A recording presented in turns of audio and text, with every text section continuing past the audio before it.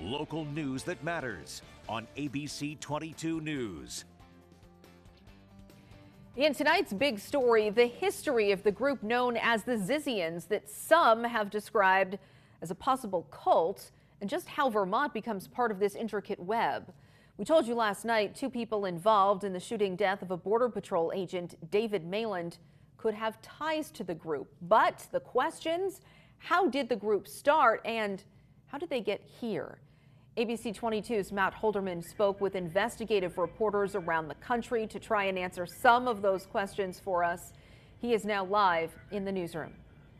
Thanks, Lauren. Well, the full known history of the Zizians starts in 2019 in California with its alleged leader, Jack Ziz Lasota. Ziz and some of his alleged followers staged a protest standing up for their beliefs, and the story gets progressively more violent from there.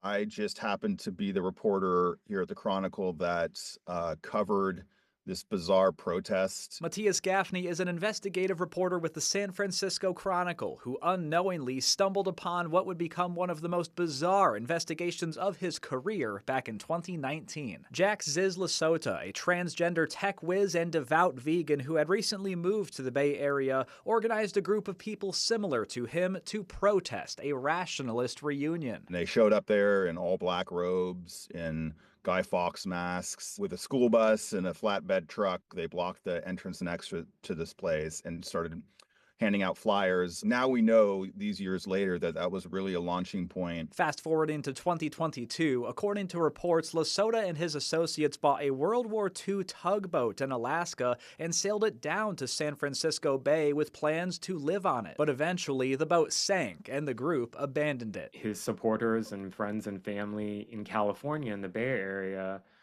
had alleged that he died in a boating accident, and even his counsel told the court that. And the attorney told the judge that his client, Jack Lasota, was dead. The people who were on the boat with Lasota then turned to a landlord they met in the marina, Curtis Lind. According to court documents, after renting from Lind in Vallejo for a while, the group attacked him with knives and a samurai sword in November, with Lind fighting back, shooting and killing one of them, Emma Borhanian. About a month and a half later, a set of murders happened in Pennsylvania that seem unconnected on the surface until police arrested someone on an obstruction charge, Jack Ziz Lasota.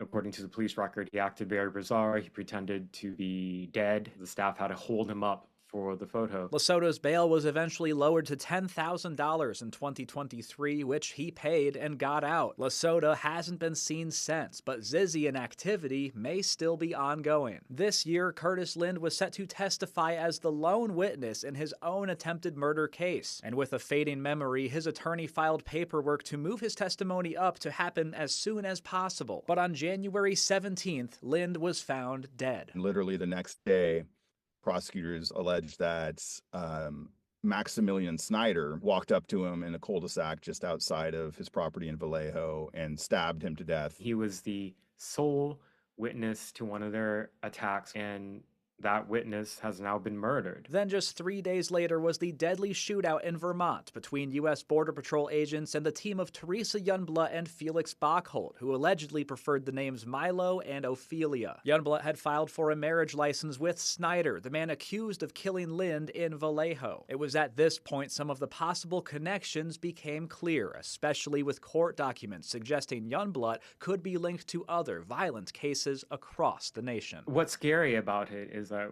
there are people who are at large. It almost sounds like it's been written by AI. It's so unbelievable that if the allegations are true, there was an extremist cult killing people for several years, and federal authorities completely missed the seriousness of this. Now, Maximilian Snyder and Teresa Youngblood both have more court dates coming up. Snyder will have his first hearing next week, and Youngblood will be back in federal court in May to answer to charges connected to her role in the shooting death of Agent Mayland. For now, live in the newsroom, Matt Holderman, ABC 22 News. And Matt, the woman facing weapons charges tied to the shooting near the border is no longer in Vermont. Teresa Youngblood has been moved to a facility in New Hampshire. Merrimack County Corrections Superintendent Travis Cushman told us she is in their custody. He says she is in a facility in Boscawen. Vermont notably does not have a federal prison.